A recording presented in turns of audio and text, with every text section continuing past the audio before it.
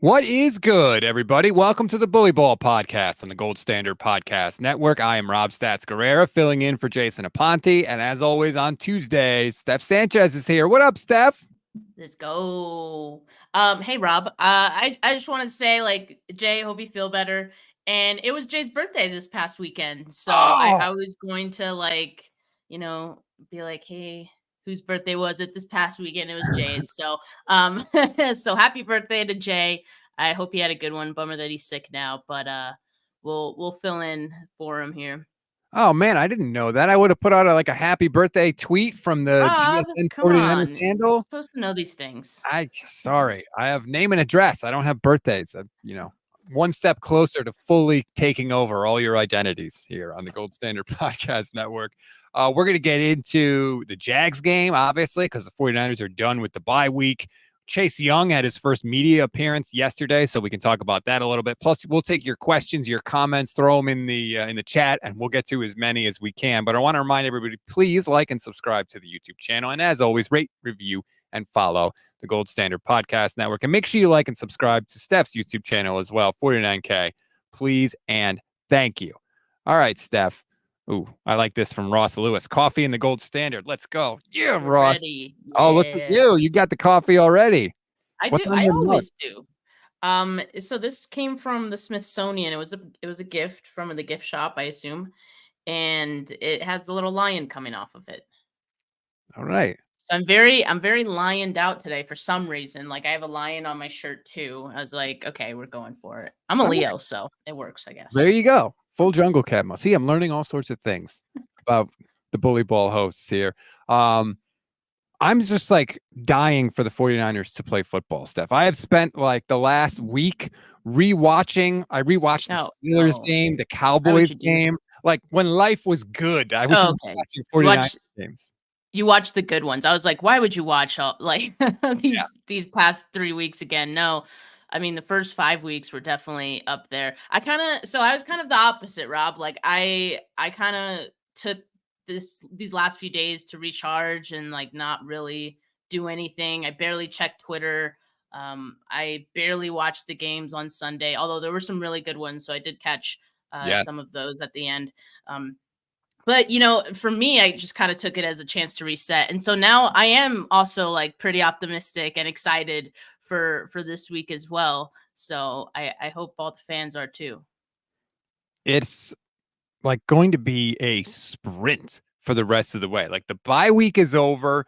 They've got, what is it, 9 games left, and it's just going to be like pedal to the metal, go.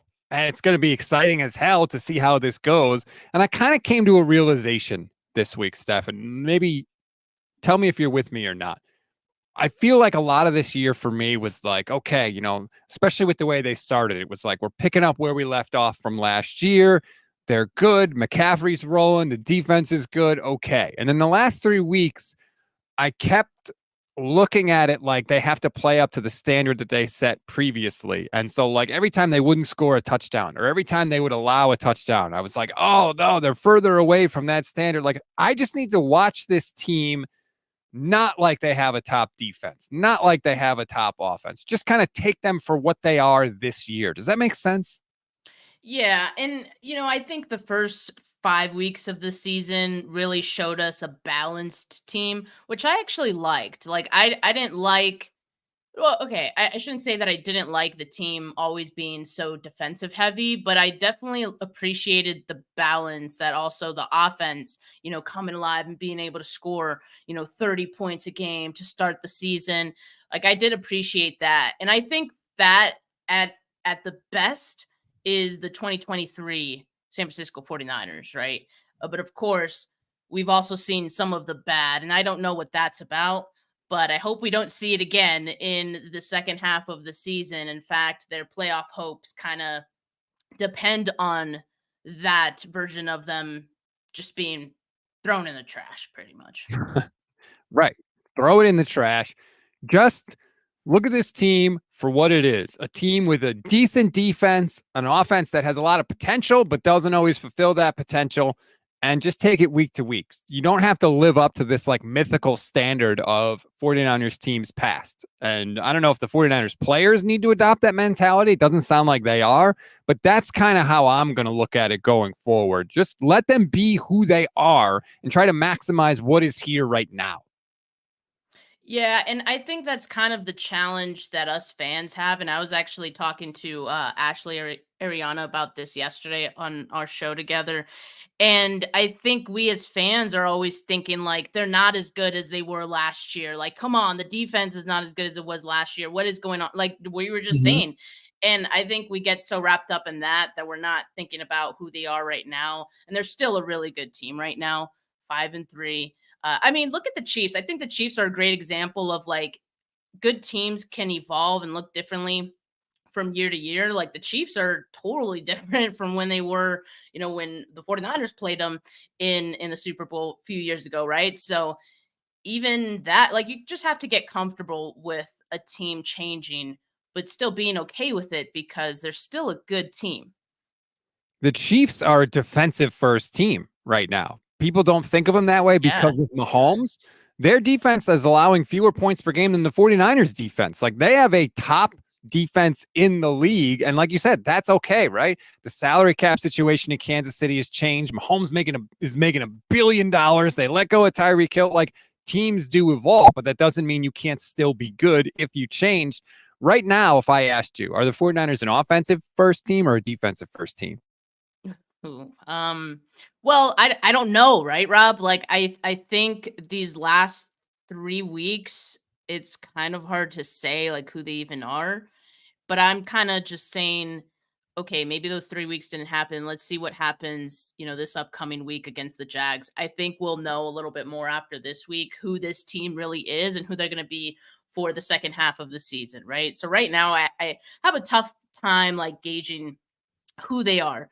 But I will say I feel like they're more offensive uh strong suited, I guess, because I think these last few weeks, what we haven't seen is Debo, Trent out there, and that has hurt the offense. I think if those guys were out there, they'd probably win these last few games just because the margin for these games were so close that I think those guys right there being in there could have made the difference for Brock, could have made a difference for Kyle, the offense, and all of that. So I do kind of feel like the offense could potentially carry this defense a little bit. I think that's what we saw in the first 5 weeks of the season because the defense in the last 3 weeks or four, I guess, looked the same that it did in those first 5 games, Rob. The only difference was that the offense wasn't scoring 30 points. So I think that's really the difference. I see them as a more offensive strength off- offensively strengthened team. I don't know how to say that, but you know what I mean. Offense first. We'll go with that. Eagle Rising says no under review this week. At least we still got to admire Steph's hair on point. Yeah, Vish had to go back in the office for his job, so we have to do that show at Oh, night now. So it's still Mondays. It's just going to be at night. And he also had a work conference this week, so he couldn't join me on the show. I did do a live show last night, though. It's still on the page if you want to check that out. JC, aka Jarson, says, Rob, I see you taking tips from the drip god herself with the hair. It's not lost on me, kind sir. If I could get this mop to look anything like your hair, Steph, I would be overjoyed. you know what it is, Rob? I think it's the angle. I think people can appreciate the hair a little bit more from this angle. So there you go. Well, it's nowhere near, and in person, let me just tell you, it's even more magnificent. Again, when I met Steph at the Niners game against the Cowboys, I was like, my God, it's glorious. Stop it. Uh, Um, getting back to the offense, I feel like what the defense is going to need to be this year, or what it is, I should say, is a defense that can protect a lead and will make you feel good. Like if you're up 2 scores, the defense might allow a touchdown to make it a 1 score game, but then the offense is going to have to pick it up again and make it a 2 score game again, either with a field goal or a touchdown. I feel like that's the kind of defense the 49ers have. It's not good enough to be able to be like, oh, the offense isn't scoring. Don't worry. We got this until you guys figure it out. I feel like that's the biggest difference. But that's okay because I think in the first 5 weeks, like again, they weren't this dominant force that were I guess, I mean, they were limiting teams to a low score, but Mhm. still, I think that had to do with the offense, scoring as many points. They were in favorable positions. You get into Yes. a positive game script, and suddenly it doesn't all fall on you, right? These last 3 games, it's kind of been, well, the offense can't really score as much, so it's kind of all falling on the defense. You're putting them out there, and suddenly it's in not so favorable situations, right? So I think that has also hurt the defense a bit. But it isn't lost on me that these last few games, like if you look at the Bengals game towards the end, I think it kind of started at the towards the end of the third quarter. The defense was giving the offense the chances that it needed to potentially win that game, right? And that's all you ask for. That's what you ask for from your defense. Hey, give us a chance. Just get off the field and we can take care of the rest. The problem is offense at that point wasn't equipped to take care of the rest, right? But that is one of the things that I thought was somewhat encouraging. And that's the type of defense I think the 49ers could get away with having. I completely agree with you about the defense in the Cincinnati game. The last Cincinnati possession of the first half, the Niners stripped the ball in the red zone. Then they allowed a field goal to open the second half, but then it was 3 plays punt, 4 plays punt. Mhm. That was the opportunity for the Niners offense to get back in the game. The Niners had 1, 2, 3, 4 possessions where they could have taken control of the game, and they got a grand total of 0 points in those possessions with 2 turnovers. So the defense played well enough to give them a shot to win. The offense didn't hold up their end of the bargain. Speaking of the defense, Steph, and we're going to get to this, Collie Young says roughly how many snaps for Chase Young on Sunday, and does he start right away? Chase Young had his introductory press conference with the 49ers yesterday. They asked him what it's going to be like to play with Nick Bosa. He said, I feel like it's going to be like it was back in college. Quote, a race to the quarterback. From his lips to God's ears, because we could really use that right now. I love that. That's because they're both really competitive guys, I think, and I think they're going to be able to bring the best out of each other as they did in Ohio State for, it was a pretty small sample size that they had even at Ohio State together on the field, but man, did they put up some stats, right? So I think it's going to be great to see both of them out there. As far as how many snaps he's going to get, I really don't know. I don't know if that was one of the questions he got asked, Rob, but I would imagine that with the bye week, it gave him a chance to really acclimate to the team. And it's not like, he needed, I mean, he was playing all the snaps pretty much with Commanders, right? Yes. So it's not like he needed extra runway with this team. It's really about getting comfortable with the scheme, with the defensive line, and all of that. So as long as he knows enough, and again, they could just ask him, just get after the quarterback. You don't always need to know everything to get after the quarterback. Mm-hmm. So I think they're going to take advantage of that, and they need this win, Rob. So I think they're going to have him out there as much as they possibly can. And yeah, I would expect him to start right away. Nick Bosa's played every snap against Cincinnati. I think the Niners kind of realized the desperate situation that they're in. So I think I agree with you. He's going to be out there right away, and I think he's going to get a heavy workload. I always think of this clip from Bill Cowher from NFL Films that they had. I don't know if you've ever seen it. It's just a clip of him, and he's talking to, I think it's Greg Lloyd, one of the famous pass rushers he had with the Steelers. And he just looks at him and he goes, rush the quarterback. And I just feel like, Chase, that's your job. I don't care about anything else. Just get some damn pressure.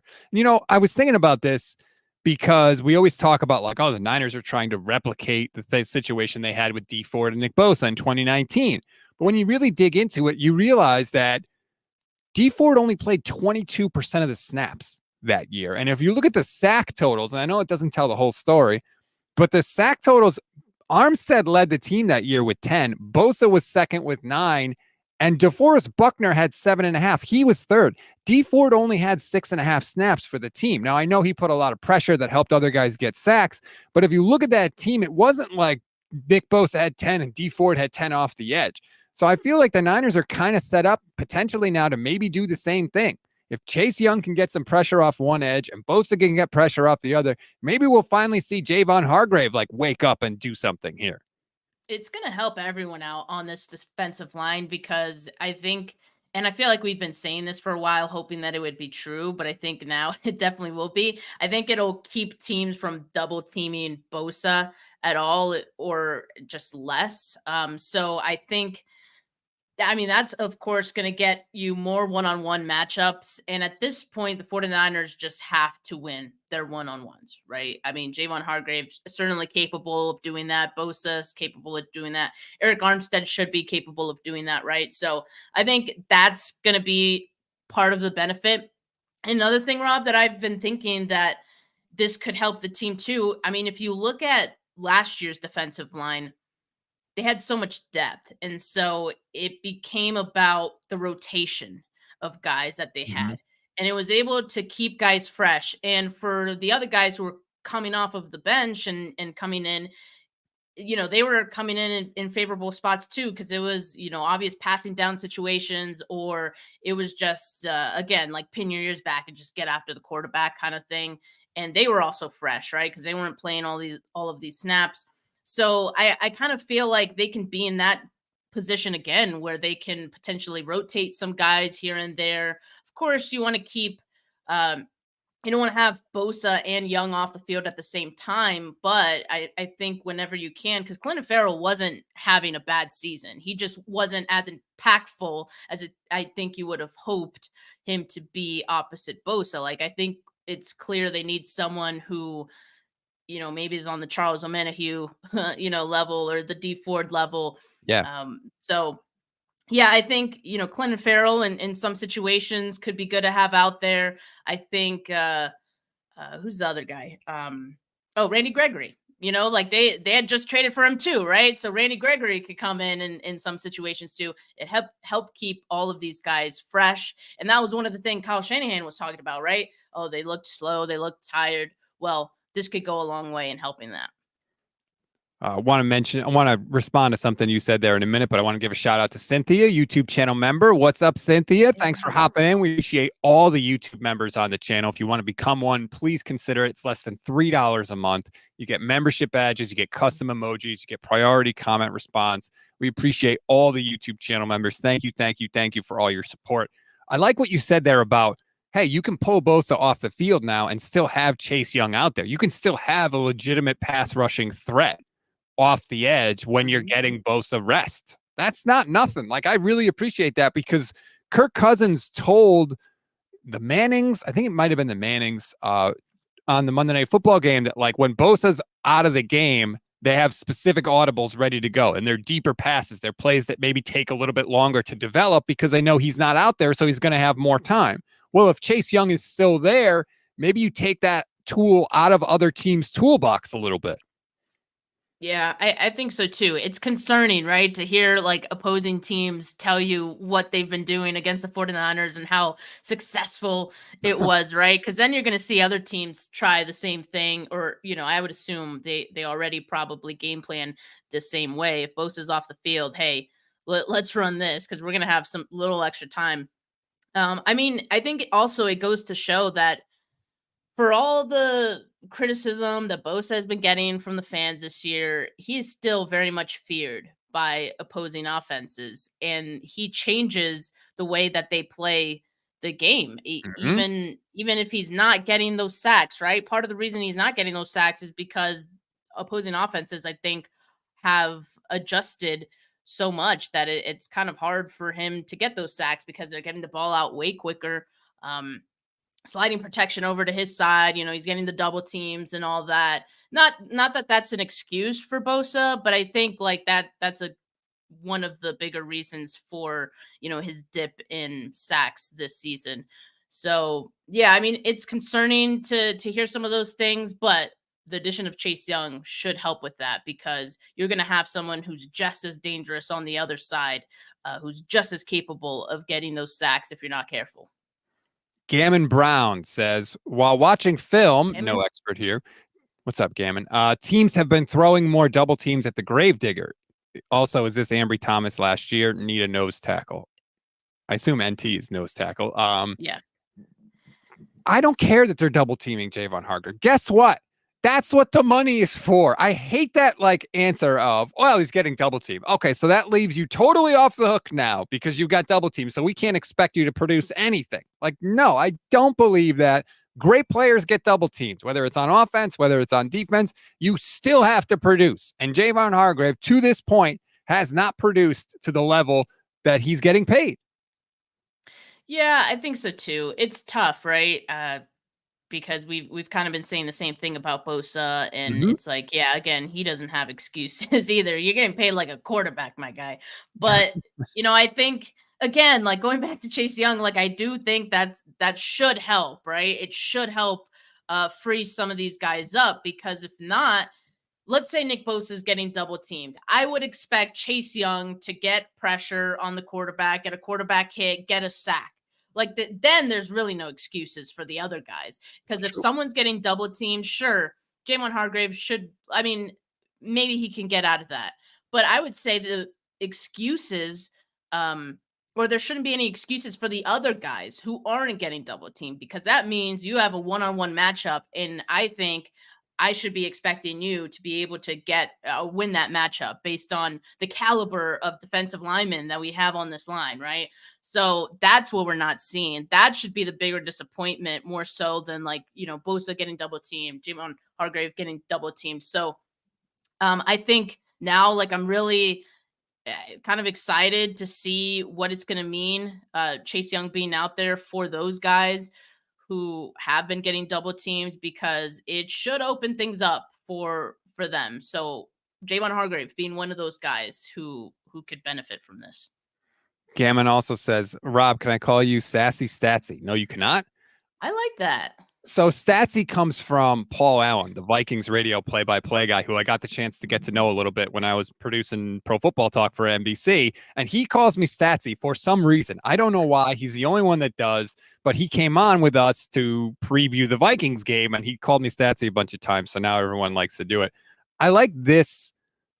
Oh, wait. I'm just seeing this. Sign Me 29 on Twitch says, I heard Bosa has a broken toe. Any truth to that? I have not heard that, Steph. Have you heard that? I haven't seen that. Curious where that was seen from you. Sign meant to 9, but yeah, I haven't seen that. I Joey guess Bosa that. has a broken toe. Oh, maybe. To be fair, the comment says Bosa, so he's not wrong. That's true.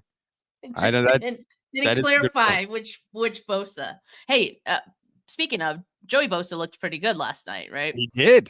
He absolutely did. I think he had a fumble recovery. That Charger. I mean, granted, you're facing Zach Wilson, so every defense looks pretty good. Yeah. But man, Nick I was Bosa just has a week to respond. I was watching that, being like, "Hey, Nick, your brother seems to have figured it out a little bit here. Let's pick it up." I really like this comment from the Sentinels football channel because I definitely agree with the analogy. This team is like a rock band where everyone's playing their instrument off time. They can't even get a rhythm going, so they get a click track. This team needs a football metronome. That is Steve. such a good analogy Yeah. because I have always talked about Kyle Shanahan, at least the offense, like a clock.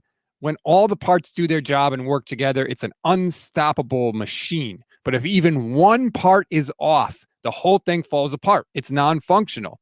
And it's the same analogy here, right? Like they're all playing their instruments, but they're not playing together. And so it sounds like crap. And they got to get back on. And I don't know, maybe Kyle has to be the metronome, but somebody's got to do it. Yeah, I think a lot of what Kyle does, and I feel like that's part of the reason why they get into these like slumps in season is because I think Kyle trusts his guys and maybe trusts them too much to. He just thinks that they're going, a team full of veterans. These guys have been on the team. They know our culture. They know the way we play. They're gonna figure it out. Like they're gonna continue to play at this high level. So he's kind of hands off, I think, with his guys because he kind of trusts them to Yep. kind of take that on and keep that going. But I think it always kind of falls apart at some point in the season, whether it be at the beginning of the season or as we've seen in October, right? Like he doesn't have a great record in October, so yeah, I think that's part of the reason. I think he does have to be the metronome for this team at some point. I mean, I think I would even go as far as saying is he's kind of stepping into the defense a little bit and trying to be the metronome for them and Steve Wilkes, right? Because I think he has to overlook what's going on there a little bit more, or look over Steve Wilkes' shoulder a bit more than maybe he would like. But yeah, I think they definitely need to find a rhythm. Timing is important, both like literal and figuratively for this team. Like the rhythm, I think for the offense, the rhythm is important, and that's kind of something like we haven't been seeing as much. So, with that, I think it's going to be better when Trent and Debo's back, hopefully. Uh, but I think teams are kind of keen in on the anticipation throws from Brock Purdy, and just they kind of anticipate where he's going to go with the ball a little bit better. So that is why I think we're seeing some of these interceptions finally fall, because hey, Brock was throwing those turnover worthy plays already. Now the defenses are just slightly more prepared for those coming their way, so they're able to catch them now. So something has to, you know, change with that. I understand why Brock throws those anticipation throws, but now, like, if it could become a problem, right? If the defense is kind of keen in on those. I want to respond to that in a second, but I want to hit this question or this comment from Andre, YouTube channel member. Says there's no excuses now. Hargrave and Armstead are getting paid well. It took Armstead a season and a half to finally get a sack. Yeah, Eric Armstead's getting paid nice too. I know he's not at the Hargrave Bosa level, but he's making a lot of money, and they just restructured his deal, so he's going to be sticking around for a while. Dude, you got to do better. You have to do better. He led the team in sacks in 2019, like I said. I know he's on the inside now, but like you can't have entire games where you don't get a single stat of any kind. Like, and he's had those. Like, you can't have those. We got to get more out of the defensive line. Hopefully they do. Going back to Brock Purdy, I watched the JT O'Sullivan Brock Purdy breakdown, and one thing that became obvious to me is teams are like almost cheating. Like they are paying very little respect to certain receivers, and instead they are driving on Christian McCaffrey to stop the checkdowns, either to prevent the pass from being thrown in the first place or to tackle him immediately after he catches the ball. Like teams have kind of caught on now that McCaffrey is sort of Brock's answer. And so they're not paying as much respect to the other routes, and they are keying on that. And I think it has had, a chilling effect on the offense. I think part of it too is Debo not being there. Like I will keep reiterating this because I think it's a huge deal.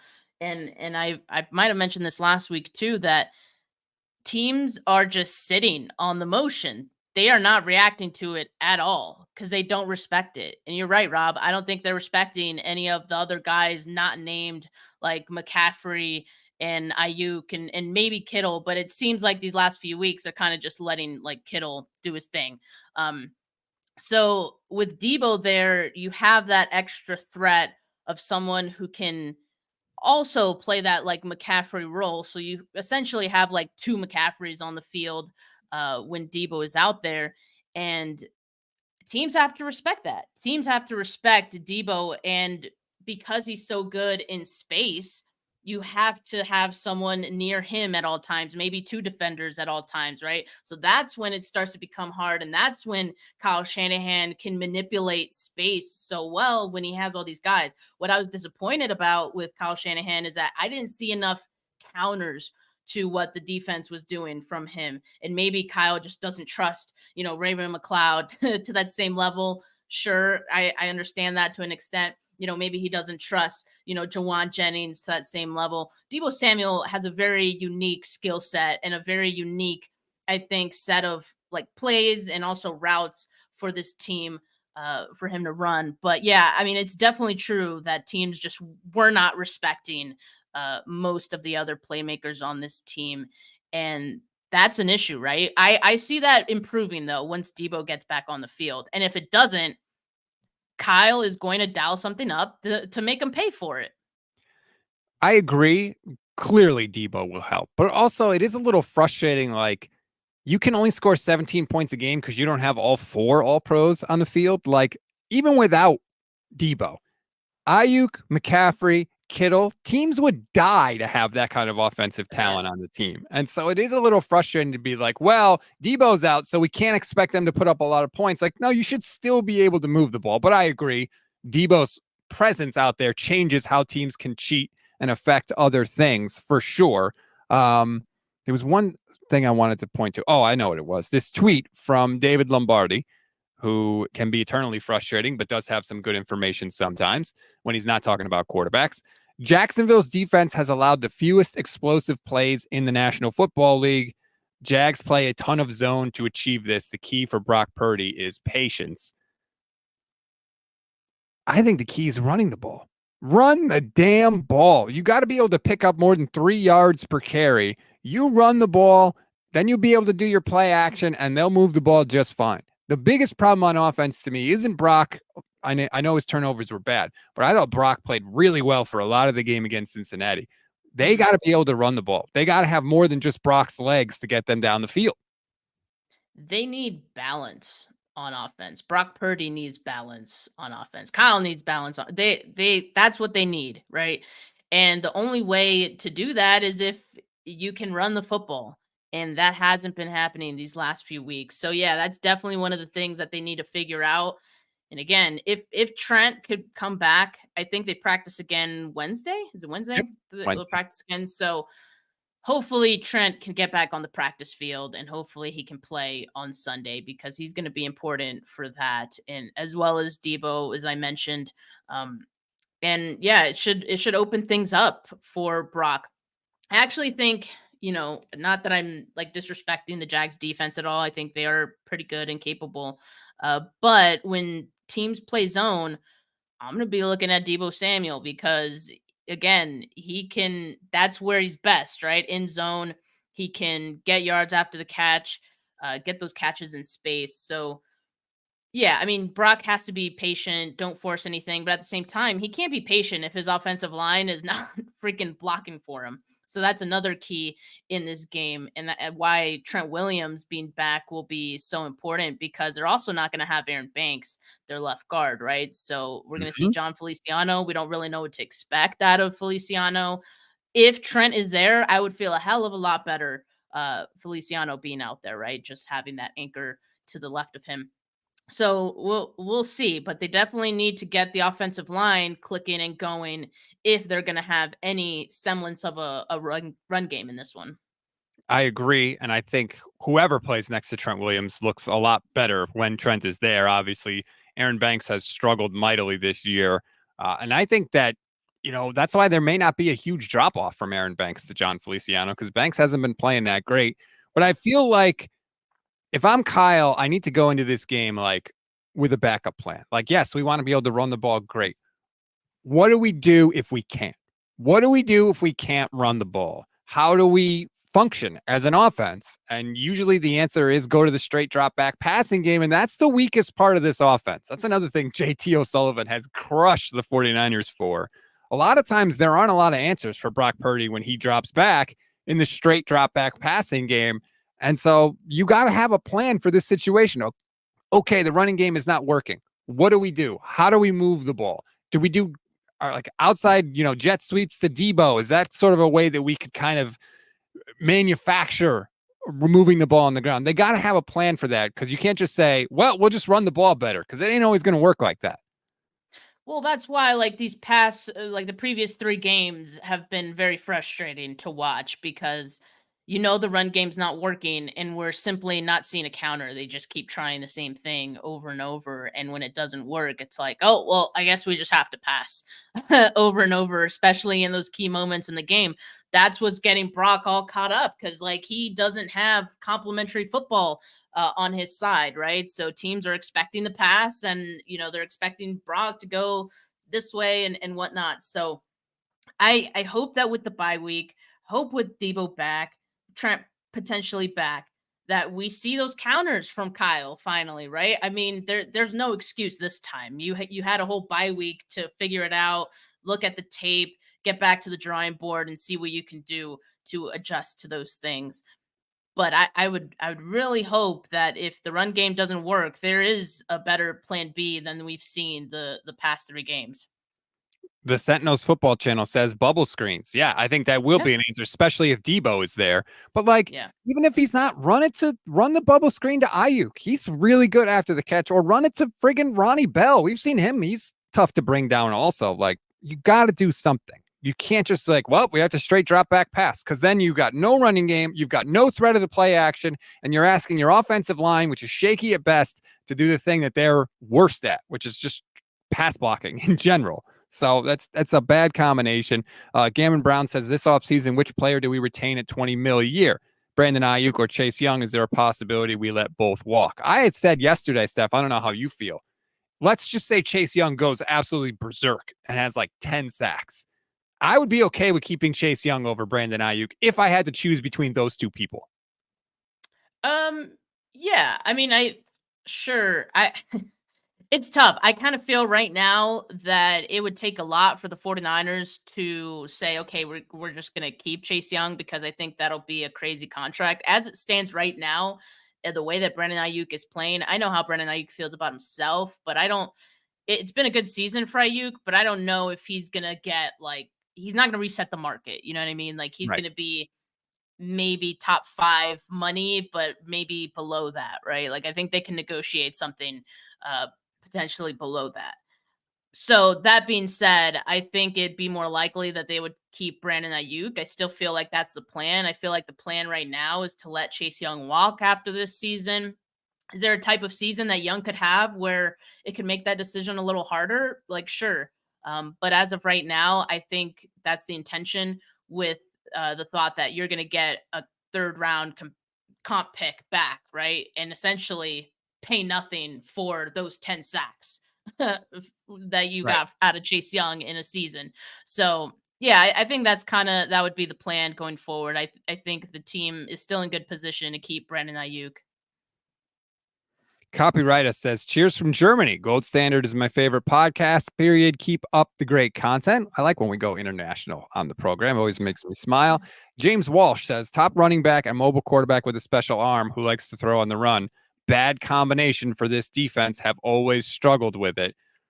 I mean, this year, I thought the 49ers have done a good job against mobile quarterbacks. They really have not gotten gassed on those plays. The problem is they've gotten gashed on other plays.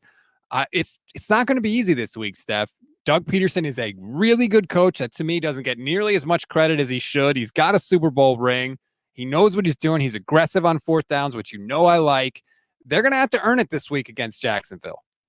Yeah, I was actually like talking about this yesterday, that I think the Jags offense does everything good that the 49ers defense has kind of struggled with Oh, these boy. past 3 games so far. And yeah, like the threat of Trevor Lawrence being able to run, sure, like the 49ers have been, decent at stopping mobile quarterbacks so far, but like, who this season have they really faced that, has been really good with their legs? Joshua Dobbs, Daniel maybe the only Jones. one.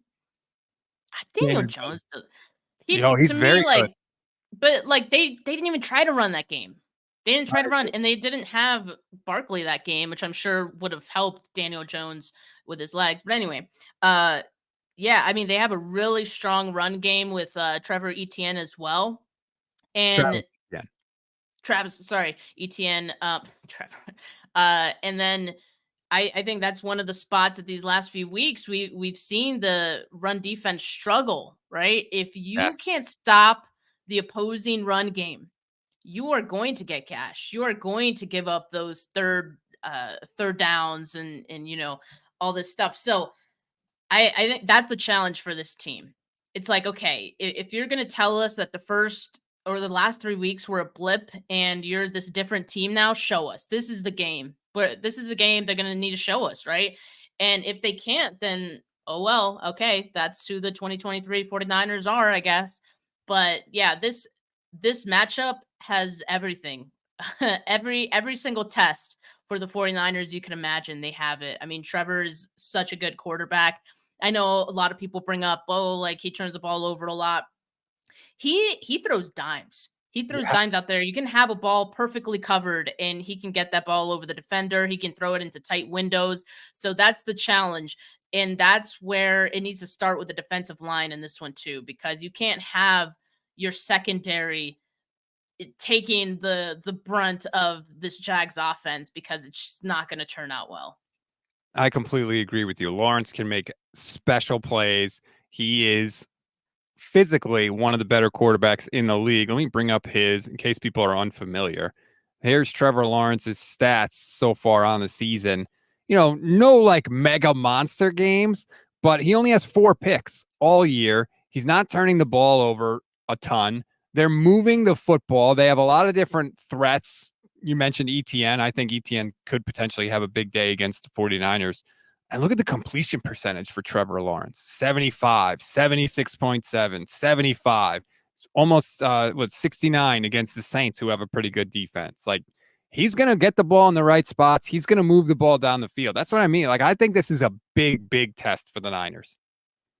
Yeah, it definitely is. So they're just gonna have to come with it. And both teams are coming off a bye, right? Right. So you don't have that advantage necessarily going in your favor. You're the team that has to travel to Jacksonville to see them. So that's the challenge. And again, like I think this is going to need to be a game where the 49ers offense is back on their game and could get points on the board, because it might be one of those games where your defense could maybe bend, not break. They're going to give up some points, right? Like I think they will, and the offense is going to have to come alive and keep up.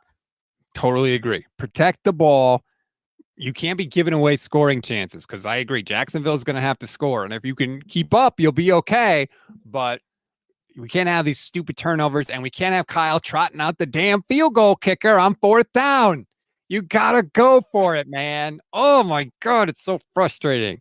He doesn't get it. Andre says Trevor Lawrence is elite, and elite quarterbacks elevate all their players. They are a really good team. Those 2 wide receivers they have in Kirk and Ridley can torch our soft corner, so we're going to need to score more than 17. I agree. If the Niners only score 17 points in this one, they ain't winning. I feel very comfortable in saying that. Oh yeah, I think I'm more concerned with Isaiah Oliver in this matchup because of the receivers that the Jags have, right? I think all of these guys are capable of running out of the slot if the Jags liked that matchup, and they're going to like that matchup. Christian Kirk could eat like Isaiah Oliver alive in this game if improvements are not made or weren't made through this bye week, right? So that's my concern with this one. Oliver has been fine in the run game and run defense. And maybe that's part of the reason that, dealing with mobile quarterbacks, maybe he has helped with that, not sure. But in coverage, he's been the weakest link. And that's where teams are going to target you every single game, every single throw if they need to, right? So there Slot needs to fade. be there needs to be some changes there from Isaiah Oliver, and I don't know I don't know what. Like he's not that guy, so I don't know if he's going to just magically be that guy from 1 week to the next or 2 weeks from the next. So we'll see. I mean, that's why I think everyone's like kind of waiting for Samuel Womack, Daryl Luter to get back out there and see if there could be some changes when those guys are healthy. Yeah, so for anyone that doesn't know, the Niners opened the practice window on 3 players, Darrell Luter, Samuel Womack, and Robert Beal, the defensive lineman. I said my take on that is basically like, I don't know if any of those guys can help, but I think they're going to get their shot. I think they're going to get their shot to make this active roster, because the state of the pass rush has not been good. And the secondary, as you pointed out, is, I mean, anytime a team wants to slot fade against the 49ers, they can have it. And it's not just with Isaiah Oliver here, by the way. The same thing was with K'Wan Williams when he was here. Anytime you needed a touchdown, slot fade, it worked. It was incredibly frustrating, and teams are going to force you to fix it. They're going to keep doing it. They're going to press until it hurts. And so far, the 49ers haven't been able to fix it. I don't know if they will.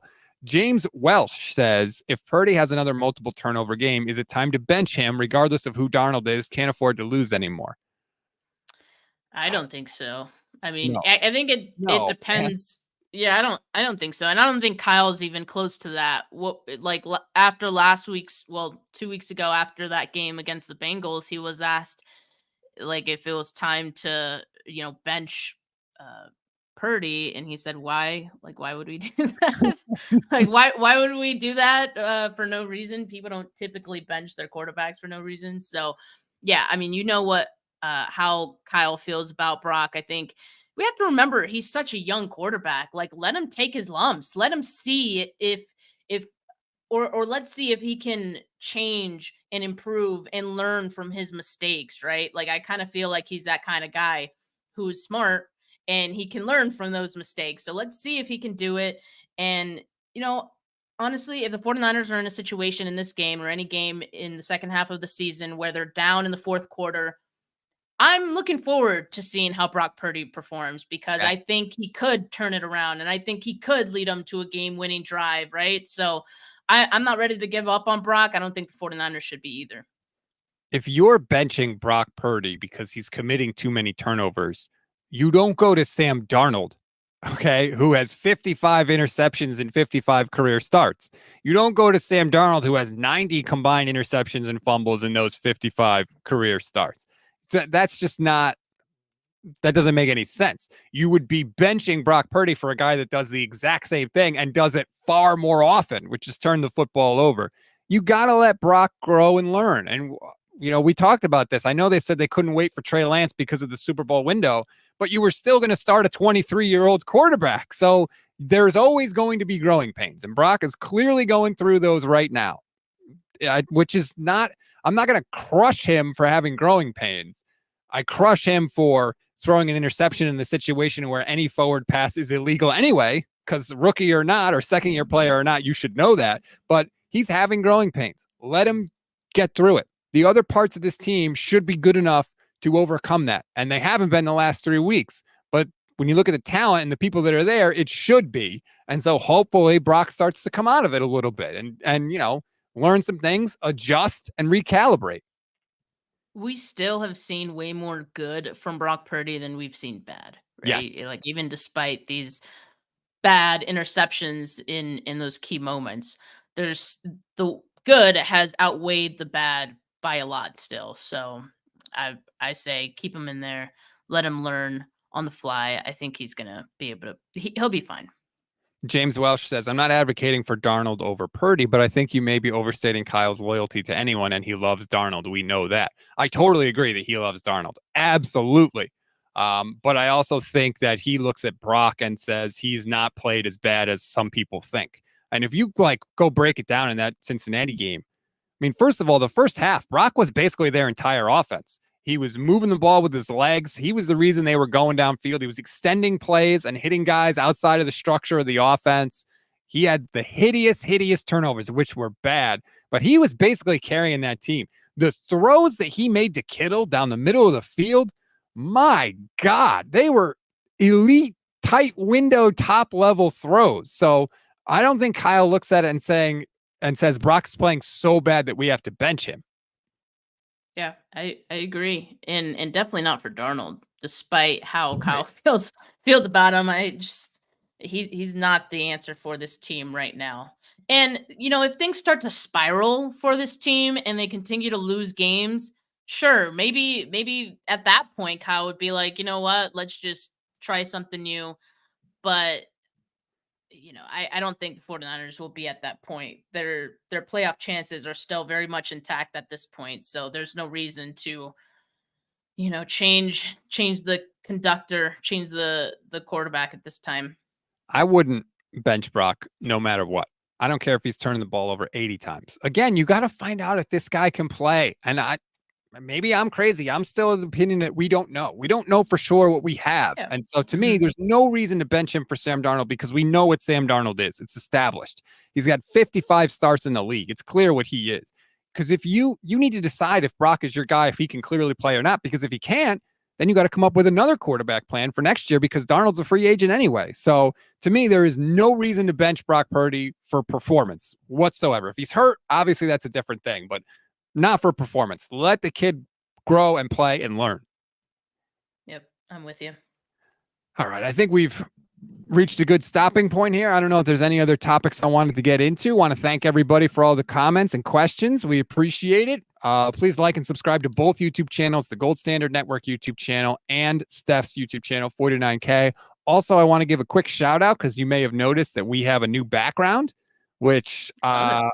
I had made. It's based off the Bully Ball. Steph made the Bully Ball logo, which is awesome, Steph. It's the best logo that we have. But I went to James Snowy on Twitter. He hooked me up with the background at Snowy Open on Twitter. If you want to hit him up, I'm sure he'll do a great job for you as well. So we appreciate that. And thanks everybody. Go Niners. We finally have football this weekend and gear up. It's going to be pedal to the metal for the next 9 games, and it's going to be a lot of fun. Let's go. Peace. Yeah.